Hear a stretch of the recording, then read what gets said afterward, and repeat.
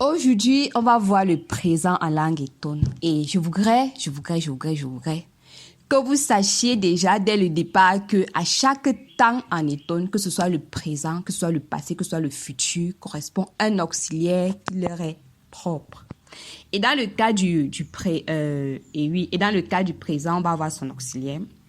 Je voudrais comme objectif de ce cours que, à la fin de ce cours, que vous sachiez reconnaître l'auxiliaire du présent, même lorsque vous parlez, même lorsque vous apprenez à parler, même lorsque vous voyez un texte en étonne, que vous identifiez l'auxiliaire du présent. Que vous, à la fin du cours, vous devez être capable de conjuguer n'importe quel verbe en étonne et que, à la fin de ce cours, vous apprenez, vous sachiez les situations dans lesquelles on utilise le présent. Parce que le présent, on peut utiliser le présent pour exprimer le futur, le passé, un comportement, une attitude.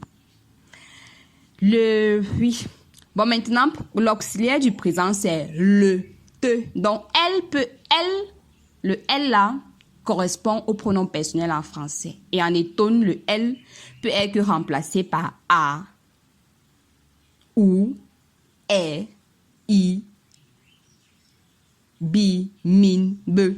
C'est maintenant en faisant la vidéo aussi que je me rends compte que j'ai oublié le me qui veut dire je. J'ai oublié. Aïe, aïe, aïe. Oui.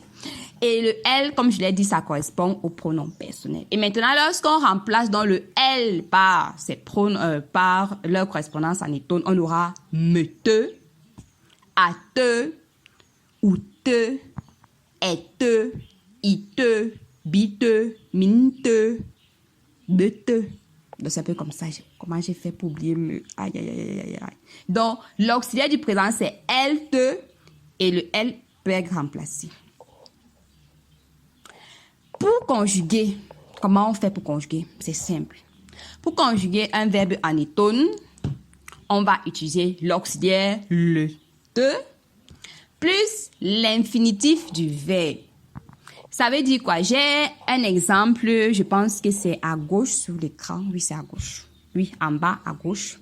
J'ai ate dindoro. Il mange la mangue. Ou bien en anglais, c'est she is eating a mango. He ou she. Ate, c'est l'auxiliaire.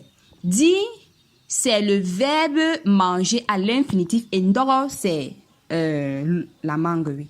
Et à droite, en bas de votre écran et à droite, on a bite nous mendim. Bite, c'est l'auxiliaire. Nous, c'est le verbe boire à l'infinitif et mendim, c'est l'eau. Nous buvons de l'eau. We are drinking water. Et il y a une deuxième formule pour conjuguer présent. Et la deuxième formule, c'est quoi? C'est que on va intercaler un pronom complément ou un adverbe entre l'auxiliaire, le te et l'infinitif du verbe. J'ai à parler de le te, donc elle, le grand elle là, peut être remplacé. J'ai à parler de ça. Et c'est ce qui va donner en dessous de votre écran, je pense à gauche, on va avoir meto aju. Meto, c'est l'auxiliaire. Wa, c'est le pronom complément. Et ju, c'est le verbe pardonner en étonne à l'infinitif. Et le dernier en dessous à gauche, c'est ate do kwam tenju. Il le fait sans peine. On a ate qui est l'auxiliaire. On a do qui est le pronom complément. Et on a kwam qui est le verbe faire à l'infinitif. Et à droite en bas, on a l'adverbe. Ato poiro.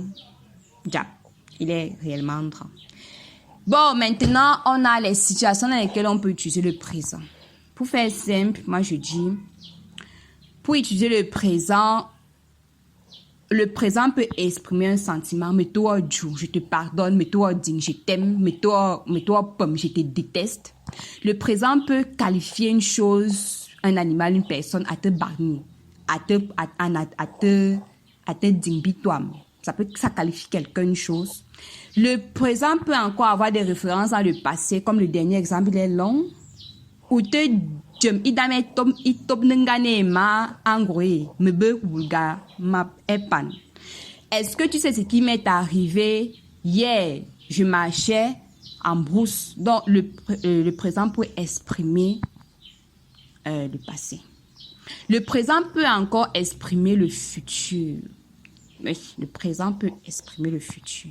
Et dans ce cas, on aura mo nyang ate karna ate que ati swan kiri. Son frère est en train de dire que, ce qui veut dire, son frère est en train de dire qu'il va partir en ville demain. Le présent peut encore prédire une action, une intention. Comme dans le deuxième exemple, on a un china ate que atolbi, c'est-à-dire quoi?